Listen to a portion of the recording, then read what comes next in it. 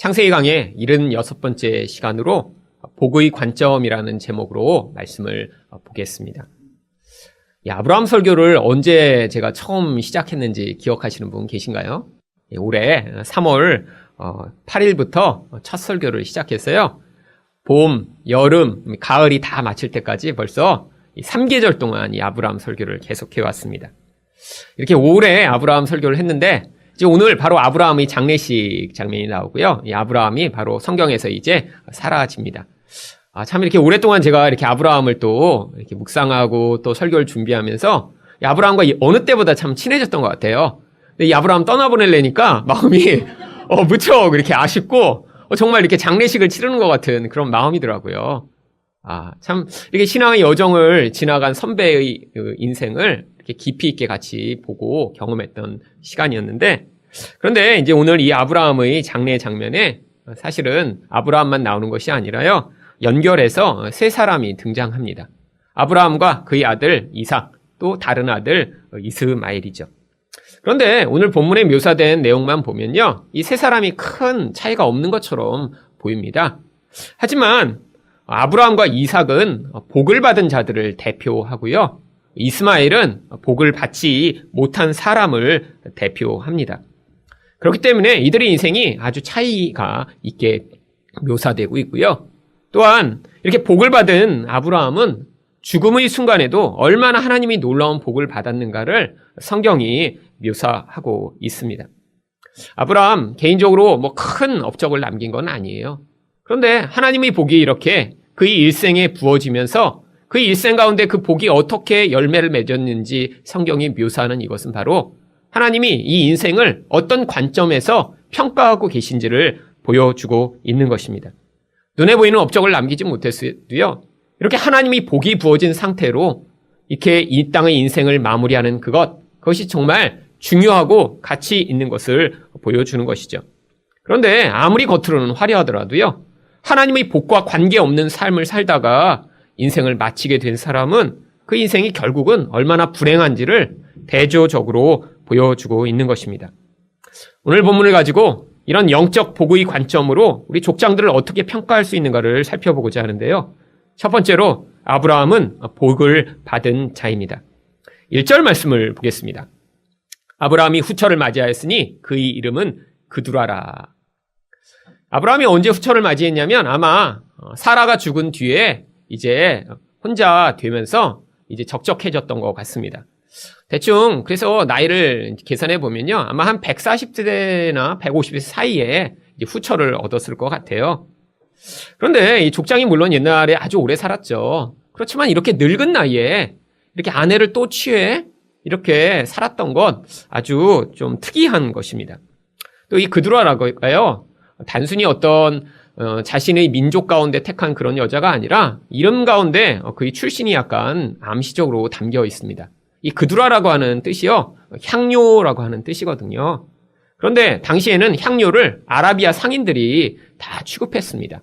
그래서 이 그두라의 출신이 아라비아가 아닌가 사람들은 유추하고 있고요. 또한 이 그두라로부터 낳은 자식들이 다 나중에 동쪽 아라비아가 있는 곳으로 떠난 것을 보면 바로 이 그두라의 출신을 예측할 수 있습니다. 근데 단순히 결혼만 한 것이 아니라 그로부터 많은 자녀들이 태어납니다. 2절 말씀입니다. 그가 시므란과 욕산과 무단과 미디안과 이스박과 수아를 낳고. 여기에는 아들 이름만 기록되어 있는데요, 아들만 이렇게 6명을 낳았다는 것은요, 딸도 또 기록되지 않았지만 여러 명을 낳았을 것이라고 추측을 할 수 있죠. 이들이 다 아브라함이 140세 이후에 태어난 아이들입니다. 성경에 왜 아브라함의 마지막 죽음 장면을 기록하기 전에 이렇게 아브라함이 나중에 후처를 취해 자식을 많이 낳았다고 기록해 놓은 것일까요? 바로 이런 이야기를 기록함으로 아브라함이 얼마나 하나님의 복이 그 인생에 충만한가를 여기에서 암시적으로 보여주고자 하는 것입니다. 왜냐하면 아브라함은요, 바로 이삭을 낳을 그 무렵에는 뭐라고 성경이 기록하고 있냐면 로마서 4장 19절입니다. 그가 100세나 되어 자기 몸이 죽은 것 같고 사라의 태가 죽은 것 같음을 알고도.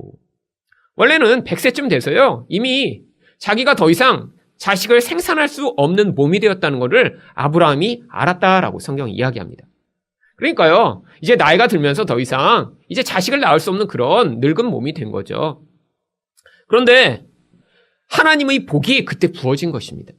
아브라함의 그런 본인이 가지고 있는 능력과 본인의 생식력을 뛰어넘는 하늘의 복이 그에게 부어져 하나님이 그렇게 인간적 능력을 뛰어넘는 하늘 복으로 그가 이삭을 생산하실 수 있도록 100세 때 개입해 오신 것이죠.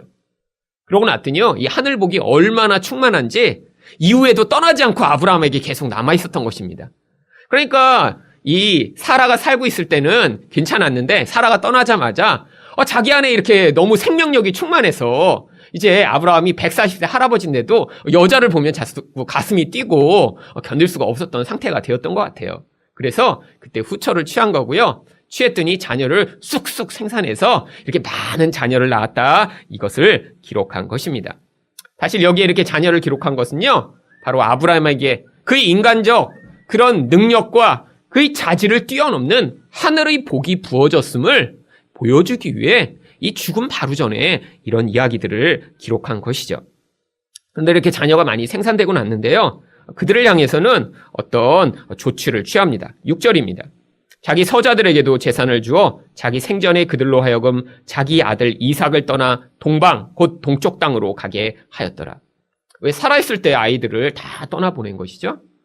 이들이 그냥 놔뒀다가는요, 나중에 가나안 땅에 혹시 정착하게 될까봐 그들을 미리 보낸 것입니다. 아니, 왜 그들이 가나안 땅에 정착하면 안 되죠? 바로 아브라함은요, 하나님의 약속이 이 이삭에게만 주어져 있다는 사실을 그가 믿었기 때문이에요. 하나님이 하나님으로 말미암는 그 능력의 결과로 태어난 이삭에게만 가나안 땅을 주시겠다고 약속을 하셨어요. 그러니까 이런 다른 자식들이 거기 남아있다가는요, 이 하나님의 약속에 방해가 될까봐 미리 재산을 띄어서 다 보낸 것입니다. 바로 하나님의 약속을 아브라함은 끝까지 신뢰한 상태로 살고 있었음을 보여주는 것이죠. 그런데 또 아브라함이 복을 받았다는 사실을 우리 7절과 8절에 보여주고 있습니다. 아브라함의 향년이 175세라. 그의 나이가 높고 늙어서 기운이 다하여 죽어 자기 열조에게로 돌아가매. 여러분, 고대의 사람들이 오래 살긴 했지만요, 사실 이렇게 오래 산 사람 성경에 많이 없습니다. 이렇게 175세나 살았던 것은요, 바로 이 아브라함에게 주신 하늘의 복, 그 하늘의 생명이 얼마나 충만하게 임했던가를 또 보여주고 있는 것입니다. 이 175세, 오늘 성경에는 이렇게 아브라함이 죽고 그 다음에 이제 이삭과 야곱과 이야기가 시작되는 것처럼 기록되고 있지만요, 사실 이 나이를 계산해 보면요, 이제 이삭과 리브가가 결혼한 이후에 아브라함이 35년이나 더 산 것이고요. 사실 그리고 그 다음에 태어난 자기 손자들인 에서와 야곱이 태어난 후에도 아브라함이 15년이나 더 살았음을 알 수 있습니다. 자기 손자들까지 태어난 것을 보고 그 다음에 죽은 것이죠. 그런데 이 175세라는 이 나이가요, 아주 의미가 있는 나이입니다. 왜냐하면 아브라함이 처음 부름받은 것이 75세였거든요. 그러니까 100년 동안 하나님의 인도하신 가운데 이 땅을 살다가 그 100년을 채우고 이 땅에서 떠난 것입니다. 물론 우리 인생에서 하나님이 그렇게 날짜를 이렇게 계산해서 우리를 이렇게 데리고 가시고 그러진 않아요. 여러분, 나는 이렇게 딱 내가 그러면 20살에 예수를 믿었으니까 93살쯤 죽었으면 좋겠다, 이렇게 날짜 계산해서 원하는 대로 되지 않습니다. 근데 왜 아브라함의 인생에는 이런 일들을 우리가 볼 수 있도록 기록한 것일까요? 어떤 믿음의 모형이 되는 인물이니까요. 여러분, 이 100세라고 하는 것은요, 이 땅의 인생이 충만한 삶을 살았음을 보여주는 그런 모형적 숫자인 것입니다. 결국 이 아브라함의 인생은요, 그 죽음의 과정을 통해서도 얼마나 하나님의 복의 그 충만함이 그 인생을 계속해서 이끌어 왔는가를 보여주며 사실 그 인생을 마무리합니다. 주어서 이제 장사를 지내는데요, 9절과 10절입니다. 그의 아들들인 이삭과 이스마엘이 그를 마므레 앞 해족속 소알의 아들 에브론의 밭에 있는 막벨라 굴에 장사하였으니 이것은 아브라함이 해족속에게서 산 밭이라 아브라함과 그의 아내 사라가 거기 장사되니라. 죽은 다음에야 자신이 샀던 그 매장지인 막벨라 굴에 묻히게 됩니다. 이렇게 묻히게 된 이 아브라함의 일생을 성경은 뭐라고 평가하냐면 히브리서 11장 13절과 14절입니다. 이 사람들은 다 믿음을 따라 죽었으며 약속을 받지 못하였으되 그것들을 멀리서 보고 환영하며 또 땅에서는 이 외국인과 나그네임을 증언하였으니 그들이 이같이 말하는 것은 자기들이 본향 찾는 자임을 나타냄이라. 성경은요, 이 조상들이 자신들이 약속을 받지 못한 자들이라고 이야기합니다. 어떤 약속을 받지 못했다는 거예요? 사실 하나님이 가나안 땅을 주신다고 하셨지만요, 그게 실체가 아니라는 것이에요. 그래서 그들이 비록 가나안 땅을 나중에 얻었을지라도 그 가나안 땅보다 진짜인 본향 하나님 나라를 그들은 이 땅에서 끊임없이 기대하고 소망하며 사는 삶을 살았다고 이야기하는 것입니다. 이게 바로 성도의 복받은 인생의 모습인 거예요. 이 땅 가운데 하늘이 복이 내려지면요, 사실 그 복으로 말미암아 세상 사람들이 집착하고 의존하고 그것으로 자기 인생의 전부를 삼고 있는 그 기반이 아닌 더 좋은 하나님의 나라, 더 풍요하고 완전한 그 땅을 믿기 때문에 이 땅에서는요, 외국인과 나그네와 같이 살 수 있다고 하는 것입니다. 여러분, 세상에 있는 것 좋아 보이고요, 세상에서 우리가 그렇게 좋아 보이는 것 위에 우리 기반을 세우고 싶어 하는 것이 우리가 가지는 기본적인 경향성입니다. 그래서요, 내가 의존할 수 있는 그런 어떤 대상들이 무너지고 그것들이 정말 내 기대대로 예측할 수가 없으면요, 불안해지고 힘들어지는 것이 모든 사람들이 당연하게 겪는 과정이죠. 그런데 여러분, 그 동일하게 모두가 걸어가는 그 과정을 벗어날 수 있는 유일한 방법이 바로 그런 하늘 생명이 우리 가운데 충만하게 부어지는 것입니다. 그렇지 않으면요, 끊임없이 우리는 낙심하고 불안해하고 초조해하면서 이 땅의 인생을 살게 돼요. 왜죠? 그 불안의 근거가 내가 여기에 정착하지 못할까 봐, 내가 이렇게 안심하고 내가 정착했다고 생각했는데 거기에서 어떤 변화가 있을까 봐 사실 미래를 예측하지 못하는 데서 벌어지는 것입니다. 여러분, 그런데 자기가 무엇을 많이 가지고 있어도요, 아무리 건강해도요, 인생 가운데 찾아오는 그런 외부적인 영향력과 결국 나이가 들면서 벌어지는 이 인생의 연약함을 피할 수 없는 게 인생입니다.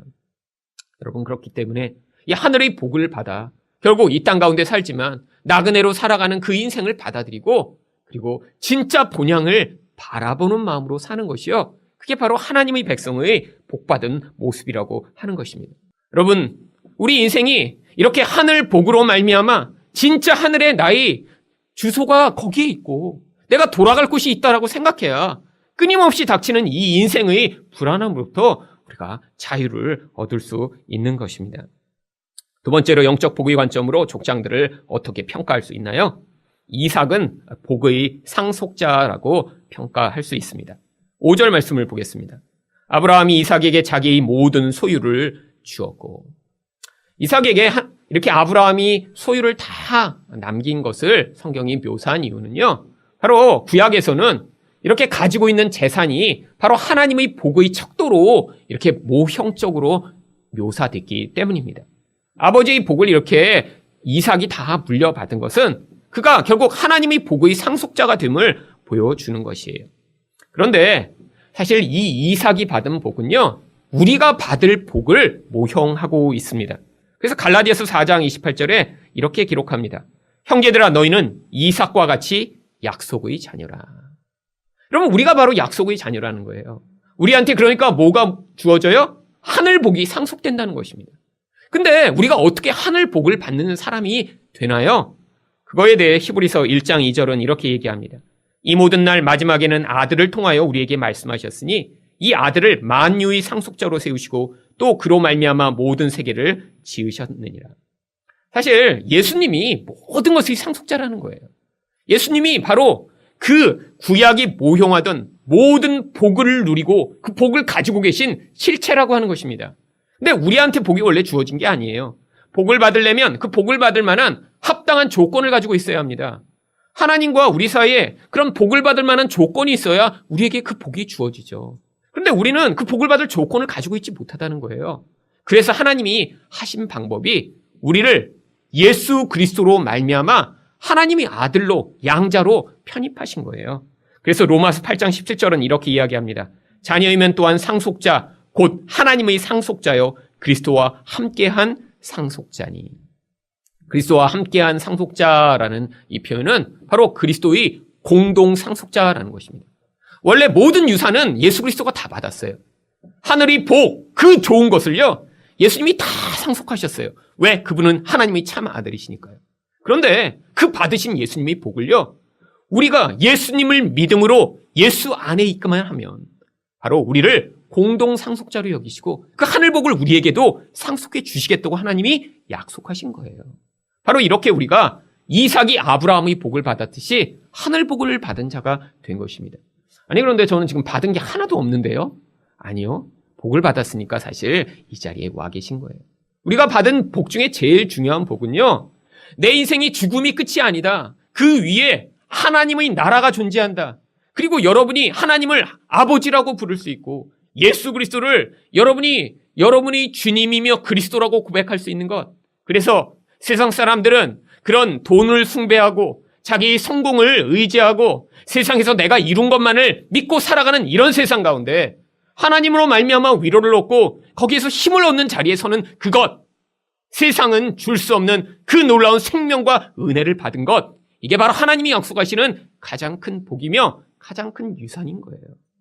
여러분, 세상 사람들은 위기를 닥치면요, 자기가 의존하던 것들을 의존합니다. 그런데 그 의존의 대상이 그를 결코 도울 수 없다는 걸 언젠간 깨닫게 돼요.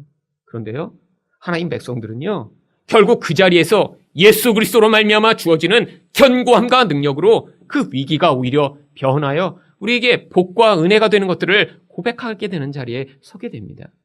여러분, 인생 가운데 얼마나 많은 어려운 일들을 지나셨나요?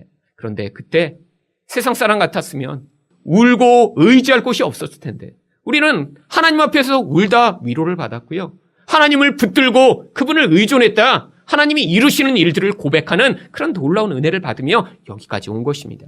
하지만 그게 전부가 아니에요. 이 땅에서 닥치는 가장 큰 위기는 사실 우리에게 찾아오는 죽음입니다. 근데 단순한 육체적 죽음이 아닌 영원한 죽음으로 말미암아 우리에게 찾아오는 그 영원한 저주와 멸망으로 하나님이 그 가운데 개입하셔서 우리를 구원하시고 그 구원의 결과로 하나님과 영원히 행복하고 하나님과 영원히 풍요함을 누리는 자리에 서게 해주실 그 약속, 이게 우리에게 주어진 가장 큰 약속이며 가장 큰 상속물인 것입니다. 이 이삭이 하나님의 축복을 받은 자임을 보여주기 위해 11절은 또 이렇게 이야기합니다. 아브라함이 죽은 후 하나님이 그의 아들 이삭에게 복을 주셨고 이삭은 부엘라 헤로이 근처에 거주하였더라. 하나님이요, 이렇게 유산만을 받고 끝난 게 아니라요, 또 이삭에게 개인적으로 복을 부어주십니다. 이제 하나님의 복이 그에게 부어져 그가 이런 하나님 나라의 복을 상속하는 자가 되었음을 보여주는 것이죠. 그리고 이삭은요, 부엘라 헤로이라고 하는 가나안의 땅 가운데 계속 살아가며 거기에서 하나님과 함께하는 삶을 살아가는 것입니다.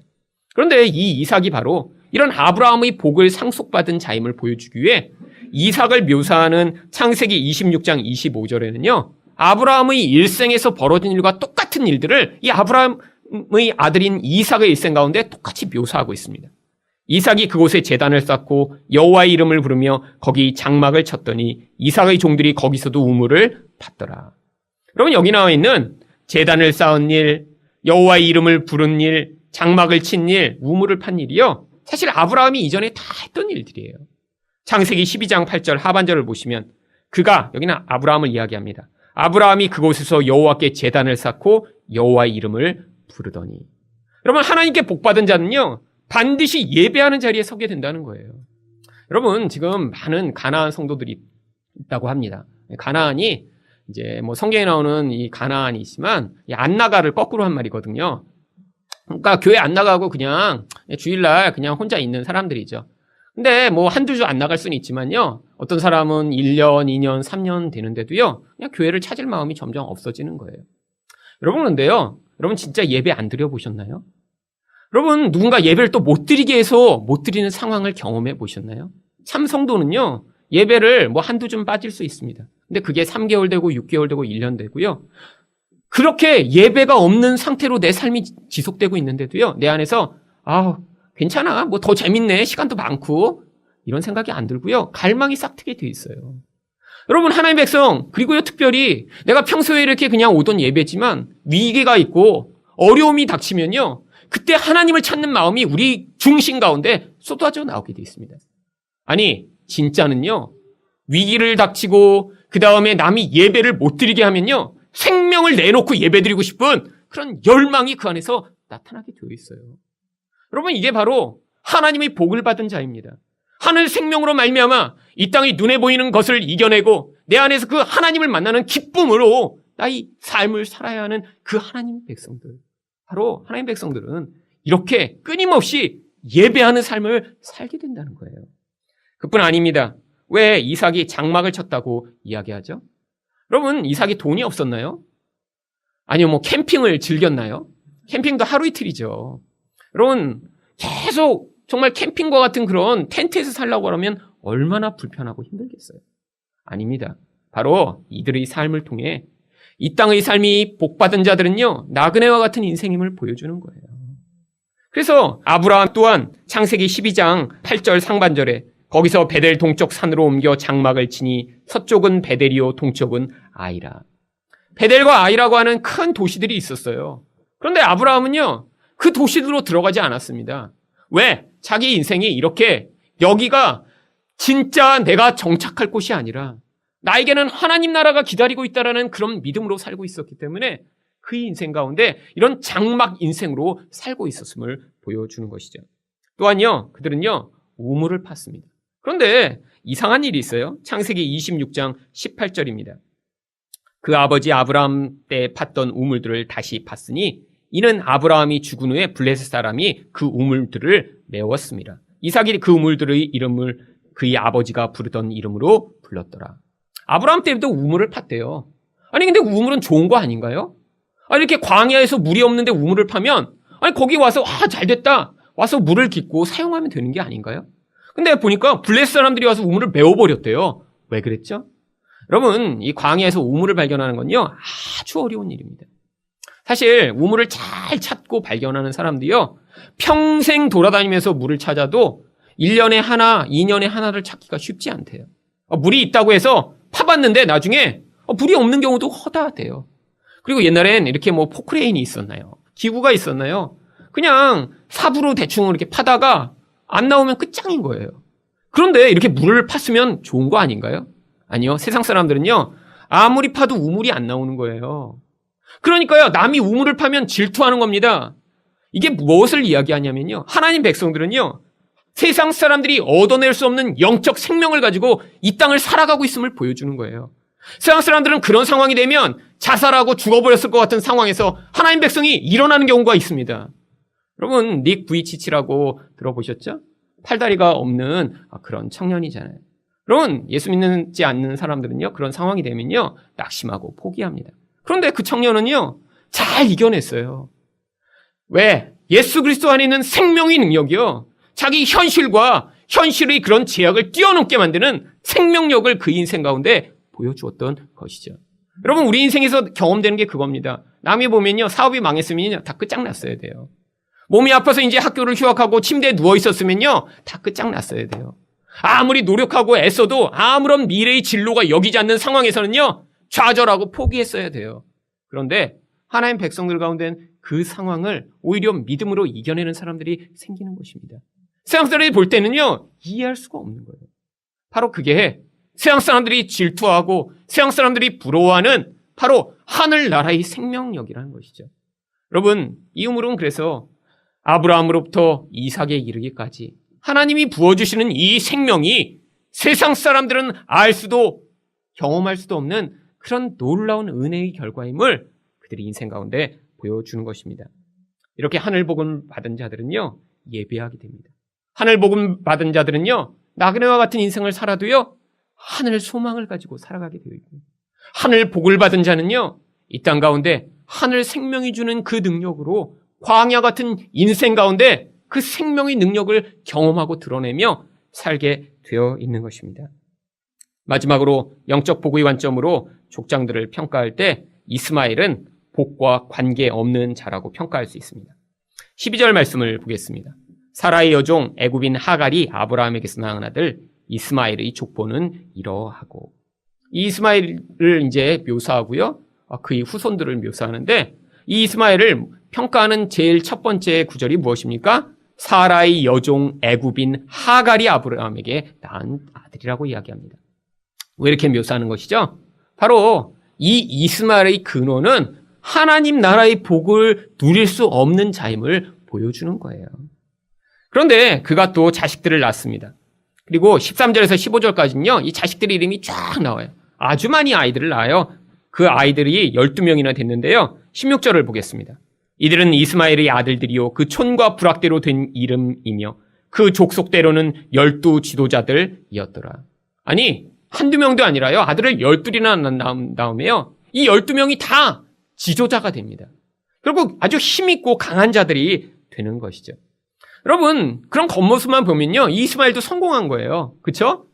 이렇게 서자로 태어났다가 광야로 쫓겨갔다가 나중에 자식을 많이 낳고 그 자식들이 다 성공했어요. 소위 지금으로 얘기하면 아들이 12 있는데 하버드, 예일, 스탠포드 이렇게 해갖고 신문에 나는 그런 사람들이 된 거죠. 요즘 이제 아들 셋 서울대 보낸 그렇게만 돼도 이렇게 책 여러 권 쓰시면서 몇십 년째 울고 먹으시더라고요. 네, 그 가수 이적 어머니 아세요? 네, 그분 몇십 년째 아들 셋 서울대 보냈다고 몇십 년째 책 쓰면서 지금 계속 울고 먹고 있어요. 아직도 동네 뭐 이런 강연 다니시고 새 책 내고. 여러분, 아들 셋 서울대만 보내도요, 세상에선 강력합니다. 여러분, 이렇게 아들 12이 있는데 12이 다 족장이 됐으면요, 플랜카드 정도가 아니라요, 사실 하늘에 축포를 쏘고 TV를 방영해야 하는 그런 상황입니다.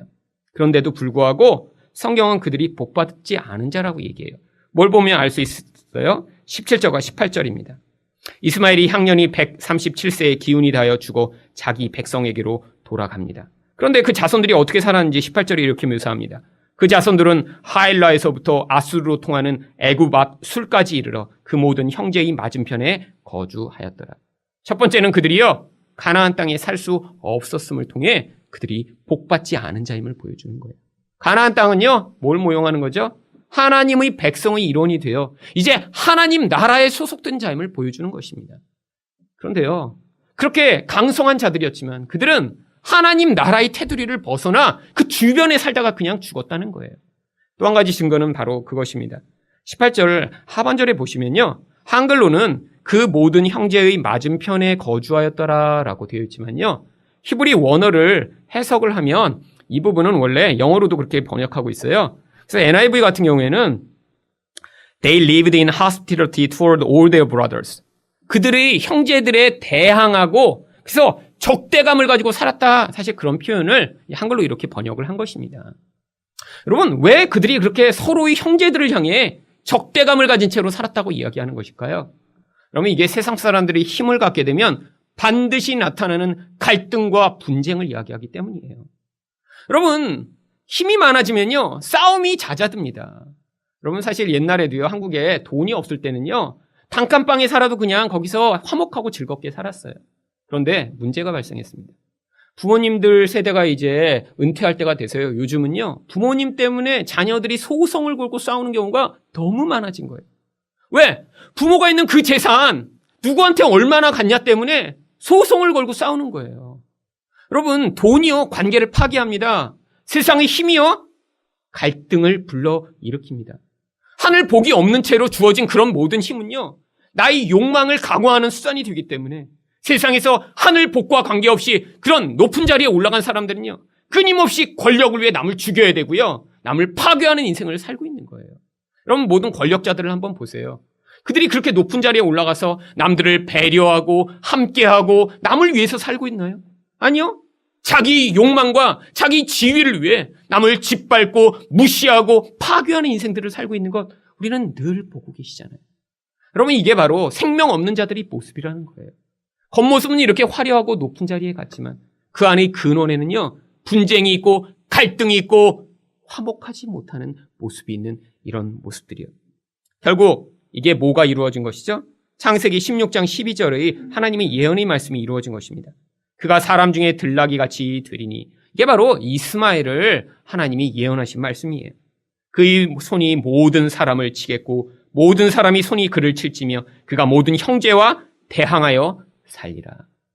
세상에서 큰 자가 됐는데요, 자기 자녀들까지 이렇게 유명한 사람이 됐는데 문제는요, 갈등과 분쟁이 그치지 않는 고통스러운 인생을 삶으로 그 인생이 결국 복을 받지 못했음을 보여주는 대표자가 되었음을 보여주는 것입니다. 여러분, 우리에게 그래서 하늘 복이 필요해요. 여러분, 하늘 복이 없으면요, 없는 사람은 끊임없이 불안해하고 초조해하고 갈등하며 이 땅을 살게 되죠. 만약에 근데 이 땅에서 정말 내가 어느 정도의 재산도 있고 능력도 있어요. 근데 하늘 복이 없으면 어떤 줄 아세요? 끊임없이 갈등하고 자기 욕망만을 위해 살다가 파괴하는 인생으로 마무리 짓고 마는 것입니다. 여러분, 그래서 어떤 사람이든지 다 하늘 복이 필요해요. 하나님의 복이 우리 안에 들어와 이 땅의 삶을 정말 집착하지 않게 만들고, 그리고 우리 안에서 하나님의 그 복만이 만들어낼 수 있는 사랑의 삶을 살게 만들어서 이 땅에서도 그런 하나님 나라를 맛보게 하는 그런 놀라운 은혜가 바로 이 하늘 복이 만들어내는 것입니다. 여러분, 인생 가운데 이런 하늘 복을 충만히 받으셔서 이 복으로 말미암아 모든 이런 분쟁과 갈등에서 자유함을 얻으실 뿐 아니라 이 땅의 삶을 넉넉히 이겨내시는 여러분이 되시기를 예수 그리스도 이름으로 축원드립니다.